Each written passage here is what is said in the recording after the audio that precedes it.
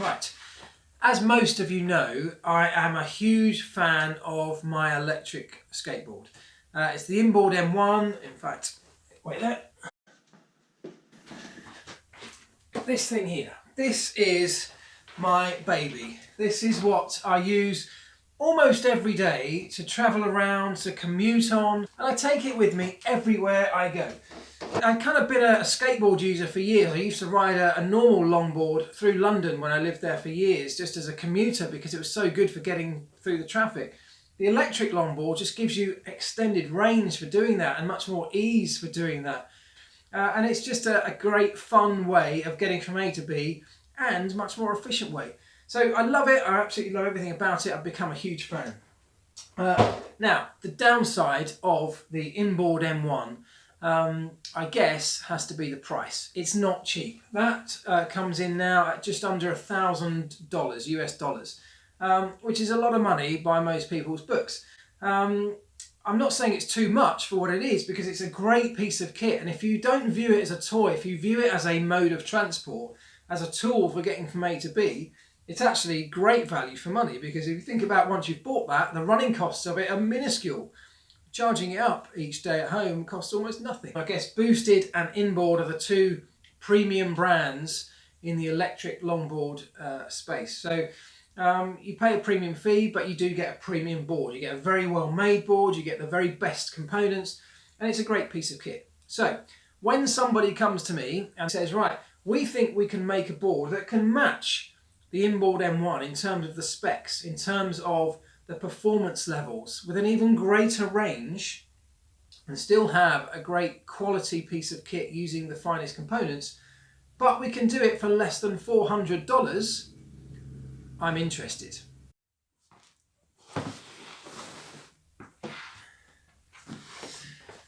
TEEMO, a Chinese company, got in touch with me recently, said they have created or upgraded their board, the TEEMO M1, just coincidental that they've called it the M1, I think, same as the inboard M1, no relation to each other. But they say they can outperform in terms of the specs for less than half the price with this thing.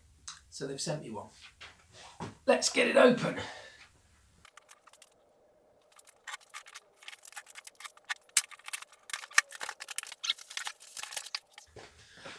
The TEEMO M1. Right. First impressions. I mean, it looks cool. The first thing I noticed is, unlike the M1, it is made of maple wood. So you can see there, it's made of maple like a traditional longboard. The M1, or the inboard M1 rather, is not made of maple. It's made of a composite material, which means that whilst it looks incredibly slick, the design of the inboard is just second to none, it doesn't have the flex that a traditional longboard has. That composite material that it's made of is very stiff. Let me just check this one. It's definitely lighter than the inboard as well. Not by a huge amount, but it is lighter. And when you do have to carry it around places, that can make a difference. So you have to walk around lifting it up with your arm bent. And after a while, that can become quite heavy. So any weight saving for me is a great thing. Now, looking at the underside, the fact that it's maple is great, but what that does mean is that, a bit like the Boosted board, you have to then kind of sling underneath the components that make this thing electric. So the battery, I'm assuming, is under this one, and the controllers, I guess, for the motor are under this. That means that there's a slightly different appearance. The inboard, because of its design, is incredibly slick. You can't see any of the workings. They've designed this composite board to hide all the workings that make this look like an electric skateboard, and I love that about it. The way it looks is fantastic. So on this one, they haven't got that because of this maple, Canadian maple board. 7 layers of maple, I think, bonded together, which gives it that great flex, which I'm really looking forward to riding, actually, because I miss that about the traditional longboard when I ride the inboard M1 over there. Having said that, with these bits slung on underneath, and they are, I guess, on first impressions, looks like it's relatively cheap plastic that is covering these components. There's a foam seal underneath, which, you know, I mean, I'm hoping is to make that kind of waterproof or splash proof. But, you know, there are some details that it's not perfectly sitting in the middle of the plastic case. There's more foam poking out of this side than there is on this side, for example.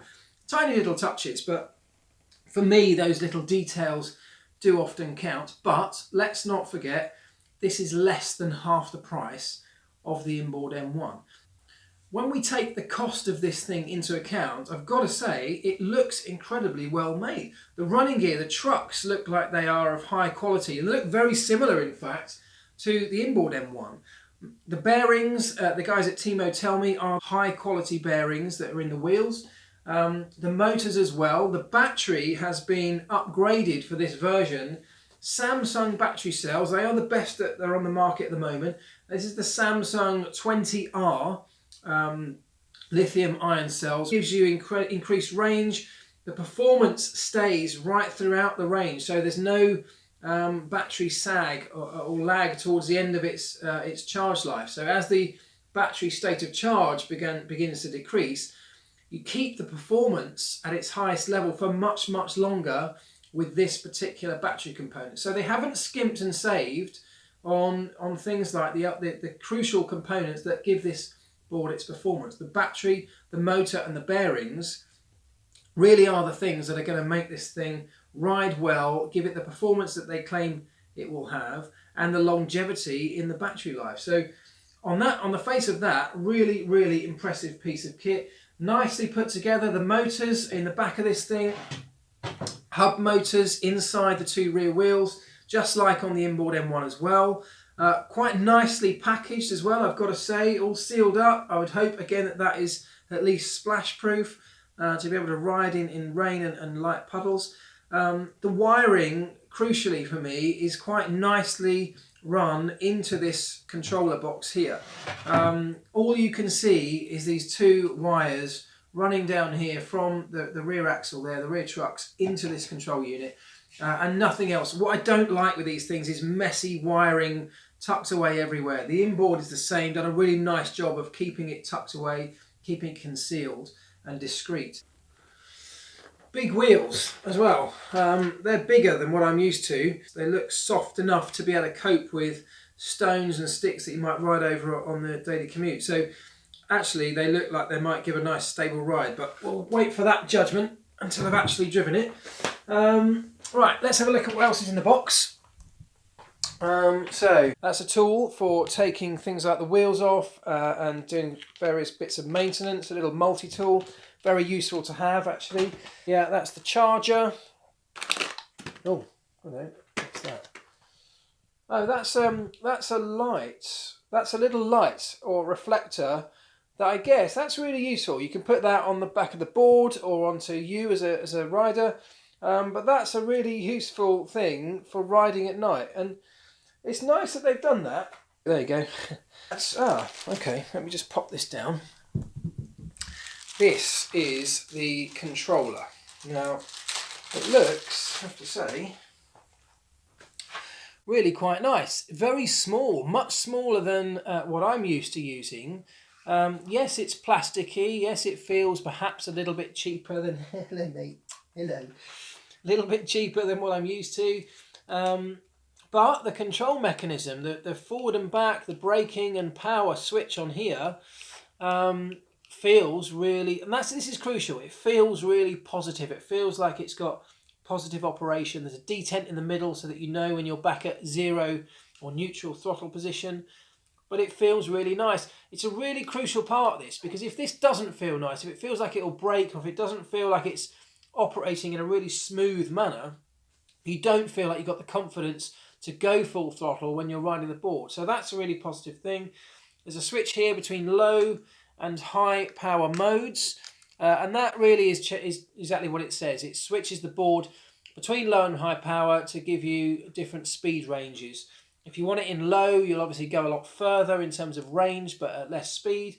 Or if you're like me, you'll flick it straight into high power mode and go flat out. 25 miles an hour, this thing will do, which is impressive. About the same as the inboard M1 as well. That has lights to give you the state of charge, which you'd expect.